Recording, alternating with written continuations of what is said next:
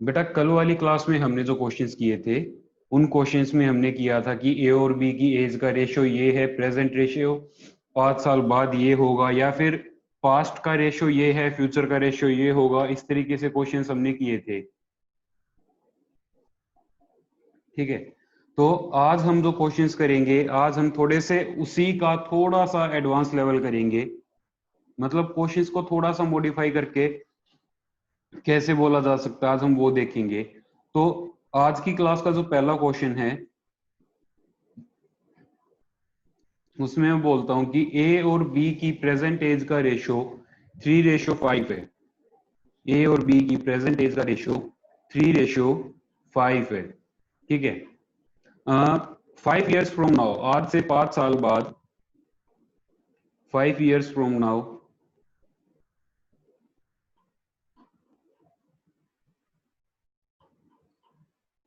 sum of their ages sum of their ages will be 58 years। ठीक है, आज से 5 साल के बाद उनकी एज का सम 58 years हो जाएगा। sum of their ages will be 58 years। Clear है? अब हमें बताना है कि इनकी जो प्रेजेंट एज है वो क्या क्या है। इनकी जो प्रेजेंट एज है वो क्या क्या है, वो हमें फाइंड आउट करनी है। वो कैसे फाइंड आउट करें? देखो, हमें 5 साल बाद का सम दे रखा है। 5 साल बाद दोनों की एज का सम 58 है, तो आज दोनों की एज का सम कितना होगा? देखो, ए बी, 5 साल बाद ये इनकी प्रेजेंट एज है। दोनों की जो 5 साल बाद एज होगी वो कितनी होगी? 5 साल बाद ए तो हो जाएगा A+5 years का, बी हो जाएगा B+5 years का। ठीक है, और दोनों की एज कितनी हो जाएगी? टोटल दोनों की एज का सम हो जाएगा 58। मेरे को क्या चाहिए? मेरे को ए और बी की एज का सम चाहिए। मेरे को ए और बी की एज का सम चाहिए, मतलब प्रेजेंट सम। तो ए और बी को रख लूंगा मैं, ये जो +5 है ये उधर ले जाऊंगा, तो क्या होगा? A+B इज इक्वल टू 48 आ जाएगा। ये दोनों +5 जो है ये राइट साइड में जाएंगे, ये जो दोनों +5 है ये इस तरफ जाएंगे, तो इस तरफ जाने के बाद क्या हो जाएगा? A+B equal to 48। ये माइनस होंगे उधर जाने के बाद। तो ए और बी की एज का सम, यानी कि ए और बी की जो प्रेजेंट एज है उसका सम आ गया 48 ईयर्स। ठीक है, उसका सम आ गया 48 ईयर्स। क्लियर है? ए और बी की एज का सम 48 ईयर्स आ गया, और ए और बी की एज का जो रेशियो है वो कितना है? 3:5। वो कितना है? 3:5। ठीक है, अब देखो, आप जो चीज एक्स लेकर करते हो वो चीज मैं डायरेक्ट करता हूं टाइम सेव करने के लिए। देखो, ए और बी की एज का रेशियो है 3:5। ए और बी की एज का रेशियो 3:5, तो इनका सम कितना हुआ? 8। इनका सम कितना हुआ? 8। और अभी अभी हमने फाइंड आउट किया था कि इनकी जो टोटल एज है ए और बी की, दोनों की प्रेजेंट एज है जो है, उसका सम है 48। तो 8 को 48 बनाने के लिए कितने से मल्टीप्लाई करूं? 6 से मल्टीप्लाई कर दूं। 8 6 जा 48, तो इधर भी 6 से मल्टीप्लाई कर दो, इधर भी 6 से मल्टीप्लाई कर दो। 6 3 जा 18, 5 6 जा 30। दोनों की एज का सम 48 आ गया, दोनों की एज आ गई, और दोनों की एज का रेशो जो है वो भी 3:5 रहा। वो भी 3:5 रहा। आया समझ में? बताओ बेटा, क्वेश्चन क्लियर यस हुआ है? Sir. Yes yes sir. everyone, let me know whether this question is clear or not। Yes sir. चलो देखो बेटा, अगला क्वेश्चन इसी तरह का एक क्वेश्चन और बोलता हूँ, एक क्वेश्चन और करते हैं हम इसी तरह का, ताकि ये क्वेश्चन जो है हमें अच्छे से क्लियर हो जाए। मैं बोलता हूँ ए और बी की एज का रेशियो 7:5 है। ए और बी की एज का रेशियो 7:5 है। 4 years ago, 4 years ago sum of their ages was 4 years ago sum was something like 52 years 52 years 4 साल पहले उनकी एज का सम था 52 years। अब बताओ present age of A and B. अब आपको ए और बी की प्रेजेंट एज फाइंड आउट करनी है, तो वो आप कैसे करोगे? देखो वही a-4, 4 साल पहले ए की एज कितनी थी? a-4। बी की एज कितनी थी? b-4। ठीक है, दोनों का सम कितना होगा? 4 साल पहले दोनों का सम था 52। आज दोनों का सम कितना होगा? a प्लस बी कितना होगा आज? 4 ये और 4 ये दोनों उस तरफ जाएंगे, प्लस हो जाएंगे, तो कितना आ जाएगा? 60। क्लियर है? कितना आ जाएगा? 60। अब ए और बी का जो सम है वो आ गया 60, यानी कि दोनों की प्रेजेंट एज आ गई 60। तो ए रेशो बी दोनों का सम कितना है? 12। प्रेजेंट एज का सम कितना है? 60। प्रेजेंट एज का सम कितना है? 60।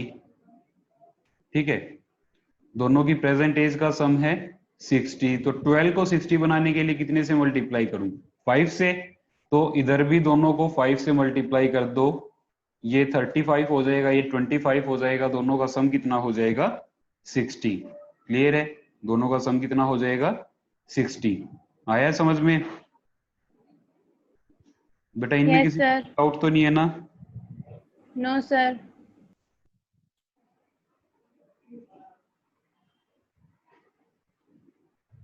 चलो ठीक है बेटा, देखो next question.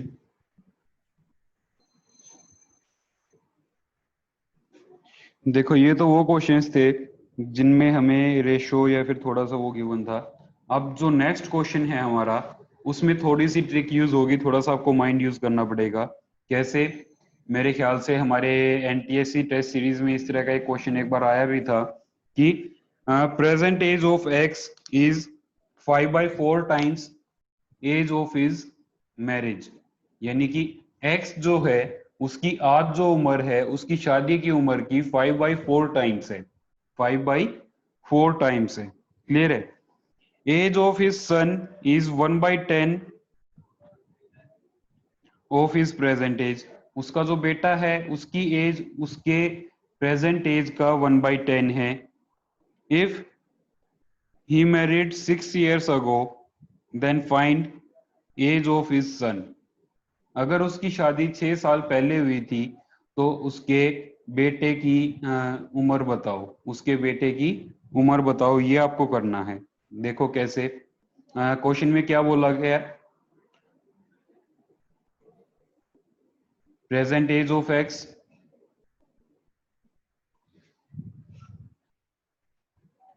Present age of X. तब तक बेटा आप ट्राई करो, चीजें मैंने आपको सारी बता दी हैं। Present age of x is 5/4 times age of his marriage. 5/4 times age of his marriage.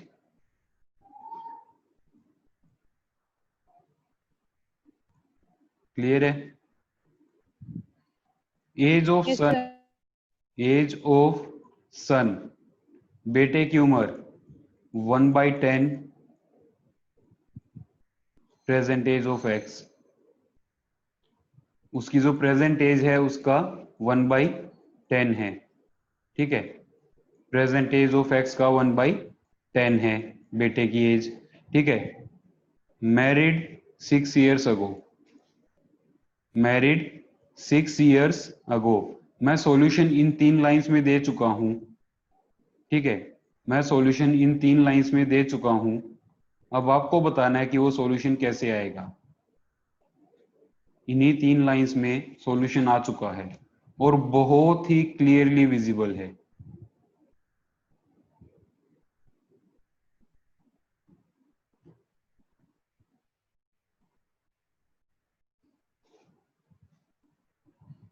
With in seconds होने वाला क्वेश्चन है ये। देखो कैसे होगा।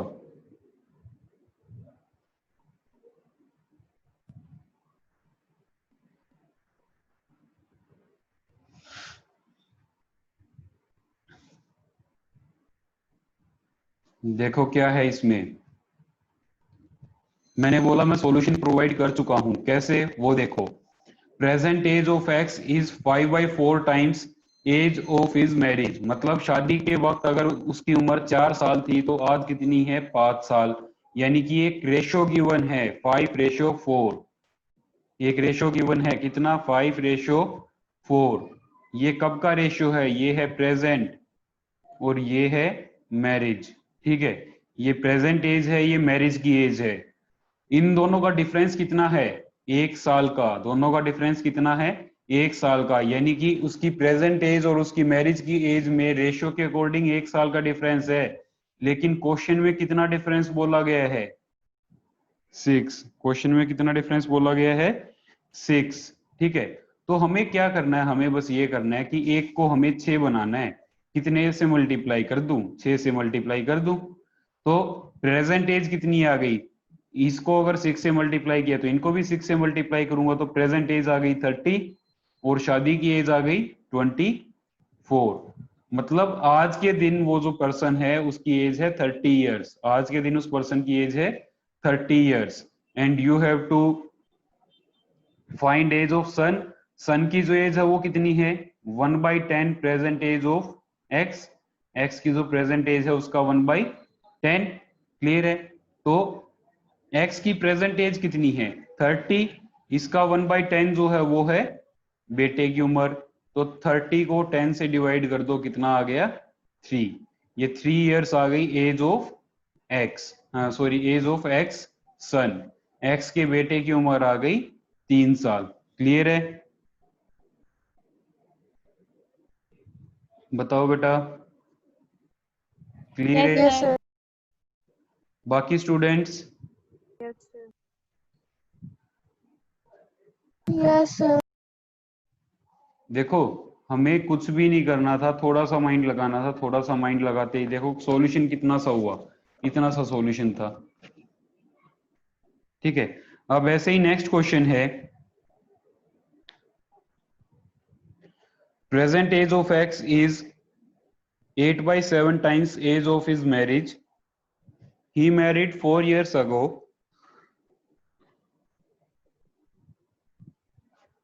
His son's age is 1/16 times his present age। उसके बेटे की उम्र उसकी उम्र का 1/16 टाइम्स है। Then find the present age of son. 8/7 बोला गया है। ठीक है, बेटा बेटे की उम्र 1/16 है एंड 4 years अगो मैरिज हुई थी। 4 years अगो शादी हुई थी। ये प्रेजेंट एज है, ये present age divide by marriage age. ये है age of son divide by age of father. सब कुछ बता दिया यहाँ पर, अब इसको सोल्व करो फटाफट।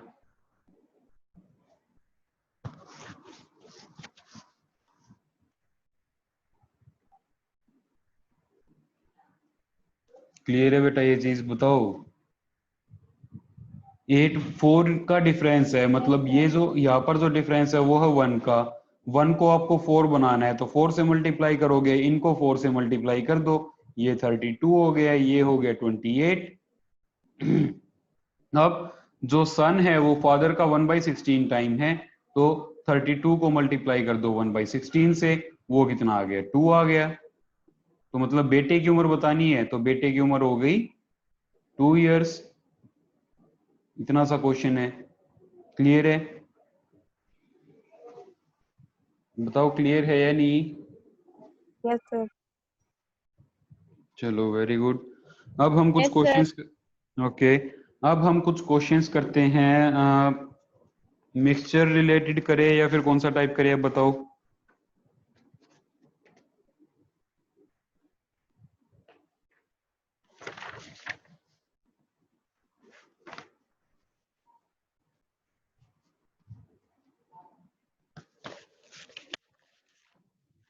देखो नंबर ऑफ करेंसी नोट्स हमसे अक्सर पूछे जाते हैं कि किसी बैग में इतने पैसे हैं, इतने इतने के नोट हैं, और आपको बताना होता है कि भाई टोटल कितने कौन सी करेंसी के कितने नोट्स हैं। किए हैं ये क्वेश्चंस आपने? ठीक है, तो एक क्वेश्चन करते हैं। इन अ बैग 25 पैसे, 50 पैसे and 1 rupee coins are placed, ratio of which are 8:6:5। मतलब 25 पैसे, 50 पैसे और 100 पैसे के जो सिक्के हैं, 100 पैसे यानी कि 1 रुपया, इनके जो सिक्के हैं, सिक्कों का रेशो गिवन है 8:6:5। ठीक है, 8:6:5।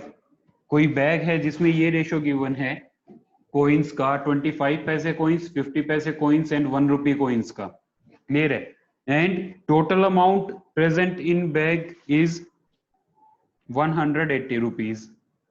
Total amount in bag is 180 rupees, 180 रुपए। ठीक है, total amount in bag is 180 rupees and you have to now find out what will be the ratio of how many coins of each type are there in the bag। Question में एक पूछेगा 25 पैसे के, 50 पैसे के या फिर 1 रुपी के, बट हम सारे बताएंगे, हम सारे फाइंड आउट करेंगे बिकॉज उसमें कोई ज्यादा टाइम नहीं लगना है। ठीक है, उसमें कोई ज्यादा टाइम नहीं लगना है, इसलिए हम सारे बताएंगे। तो सारे कैसे बताएंगे? देखो 25 पैसे के 8 कोइंस है, 50 पैसे के 6 कोइंस है एंड 1 रुपी के 5 कोइंस है। ठीक है, तो मैं यहां से अगर काउंट कर लूं कि भाई टोटल कितना अमाउंट है, ये अमाउंट टोटल कितना है, अगर सेम नंबर ऑफ कोइंस हो, मैं इसको रेशियो ना मानकर नंबर ऑफ कोइंस मानूं, तो कितना अमाउंट हो जाएगा ये? 25 इंटू 8 200 पैसे। ठीक है, 50 इंटू 6 300 पैसे एंड 100 इंटू 5 500 पैसे। अगर मैं इनको रुपीज में कन्वर्ट करूं तो ये हो गए 2 रुपीज, ये हो गए 3 रुपीज और ये हो गए 5 रुपीज। ऐसे ही है, रुपीज में अगर हम इनको कन्वर्ट करते हैं तो क्या आ गया? 2 3 एंड 5। तीनों का सम कर दो, तीनों का सम कर दो। सम करने के बाद आपके पास टोटल अमाउंट कितना आया? 5 + 3 8 + 2 10। टोटल अमाउंट कितना आया? 10 रुपीज। बट होने कितने चाहिए? ये तो हमारा आया है, क्वेश्चन ने क्या बोला है? क्वेश्चन ने बोला है 180 रुपीज। क्वेश्चन ने क्या बोला है? 180 रुपीज। तो 10 रुपीज को जब आप 180 रुपीज बनाओगे तो कितने से मल्टीप्लाई करके बनाओगे? 18 से मल्टीप्लाई करके। यहां पर अगर आप 18 से मल्टीप्लाई कर रहे हो तो इन सब को भी 18 से मल्टीप्लाई कर दो। मल्टीप्लाई कर दो 18 को, 18 से सबको। ठीक है, तो 18 2 कितना हो गया? 36। 18 3 54, 18 5 90। सही है? सही है ना बेटा? तो यस सर।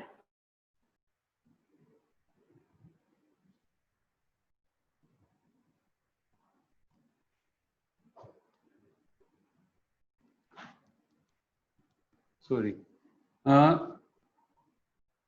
36 54 और 90 ये हमने 18 से सॉरी इसको मल्टीप्लाई कर दिया, ये जो अमाउंट आया था। हाँ, हमें number of coins find out करने हैं, तो कॉइन्स का जो रेशियो है उसको मल्टीप्लाई करेंगे हम 18 से।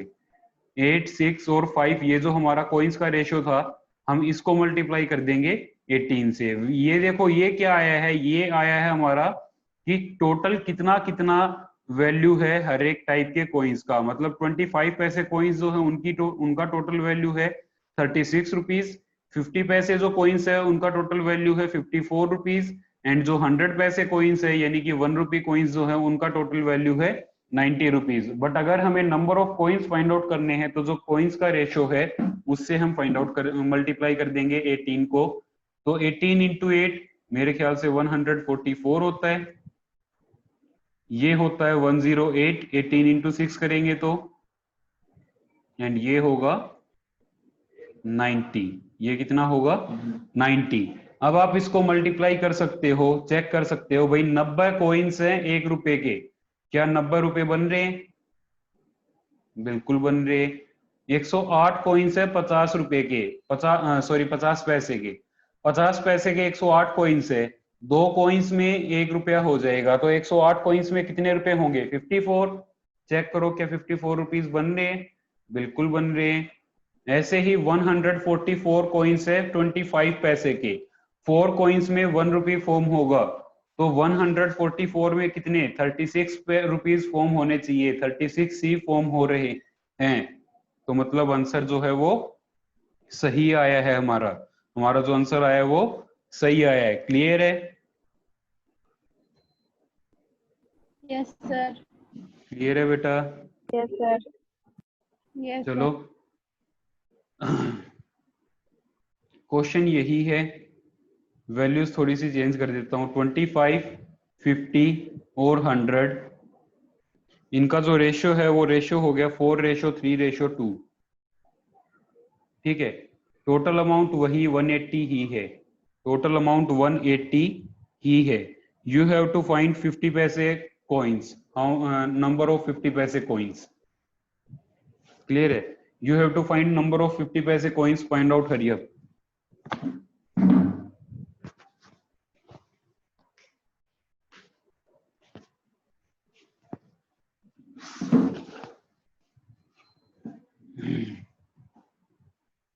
फाइंड द नंबर ऑफ 50 पैसे कॉइन्स। 4, 3, 2 हैं। आपको नंबर ऑफ 50 पैसे कॉइन्स फाइंड करने हैं। जिसका आंसर आ जाए फटाफट मैसेज करे।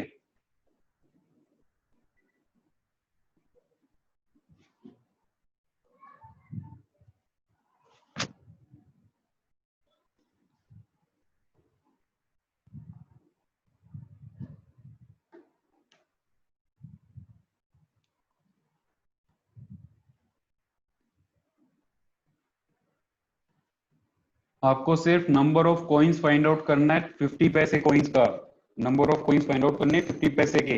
तो आपको क्या करना है, जो भी आपका मल्टीप्लाइंग फैक्टर आए उसको डायरेक्ट मल्टीप्लाई कर दो 3 से, मल्टीप्लाई कर दो उसको 3 से।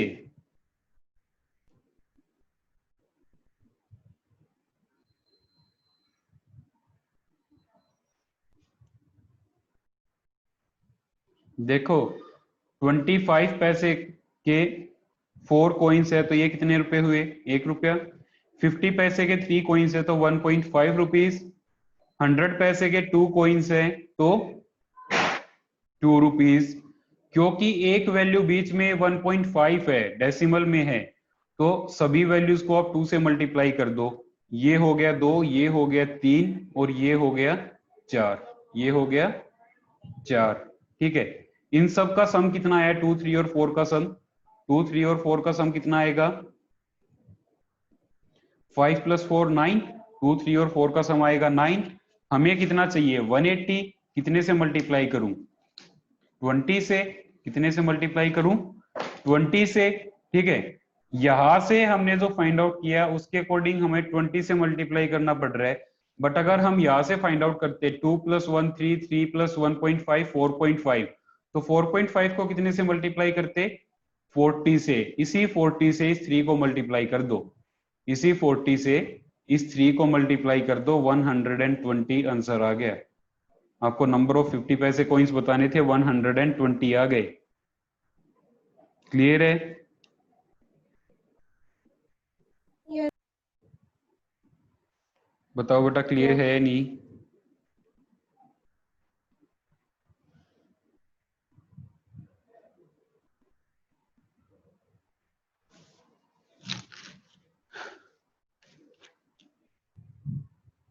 चलो एक नेक्स्ट क्वेश्चन बताओ। 1 रुपी, 5 रुपीज और 10 रुपीज नोट्स की नोट्स का जो रेशियो है वो इक्वल है। ठीक है, जो नंबर है इन तीनों का वो इक्वल है। तो आपको फाइंड आउट करना है कि टोटल कितने नोट्स होंगे। टोटल, मैंने बोला टोटल कितने नोट्स होंगे अगर टोटल रुपीज जो है वो 640 हैं। 640 हैं तो टोटल कितने नोट्स होंगे वो आपको फाइंड आउट करने हैं।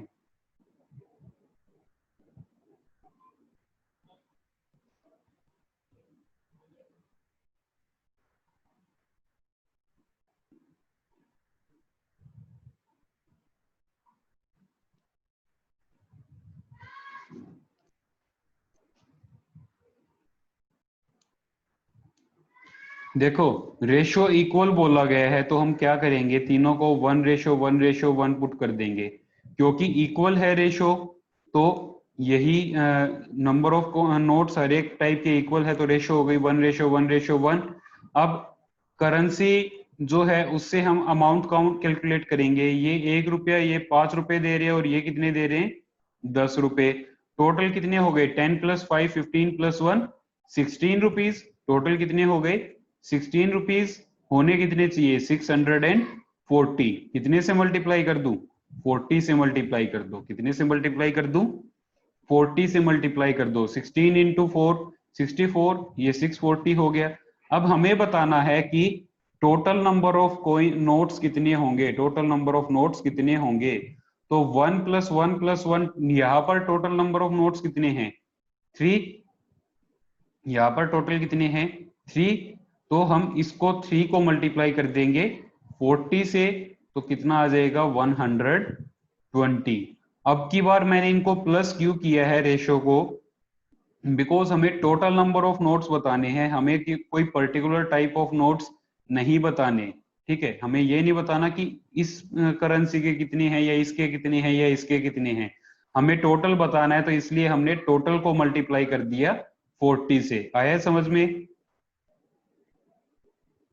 Yes sir. बेटा ये जो रेशो वाला मेथड है ना, ये जो रेशो वाला मेथड है, ये आपके इस तरह के ज्यादातर क्वेश्चंस में अप्लाई होगा, चाहे वो पार्टनरशिप से रिलेटेड हो, मिक्सचर से रिलेटेड हो, एज से रिलेटेड हो, या number of heads number of legs से रिलेटेड हो। किसी भी तरह का क्वेश्चन हो, हर तरह के क्वेश्चंस में ये मेथड अप्लाई होगा। ज्यादातर मेथड्स में हम ये अप्लाई कर सकते हैं। एंड ये आप देख भी रहे हो कि ये जो है वो एक्स वाले के कंपैरिजन में लेस टाइम टेकिंग है। एक्स वाले के कंपैरिजन में लेस टाइम टेकिंग है। एक्स वाले में पहले आपको मानना पड़ेगा मल्टीप्लाइंग फैक्टर, फिर एक्स की वैल्यू फाइंड आउट करोगे, एक्स की वैल्यू फाइंड आउट करने के बाद फिर आप ये करोगे वो करोगे। इसमें आपको जो भी है थोड़ा सा कैलकुलेशन है, सीधा मल्टीप्लाई करना है। मल्टीप्लाइंग फैक्टर आ रहा है, जो फाइंड आउट करना है उसको मल्टीप्लाई कर दो, जो फाइंड आउट करना है उसको मल्टीप्लाई कर दो। आया समझ में। तो बेटा इस तरह के जो और क्वेश्चंस है वो हम कल देखेंगे। आज की क्लास के लिए इतना ही। Till your next class, stay safe, stay home, good bye.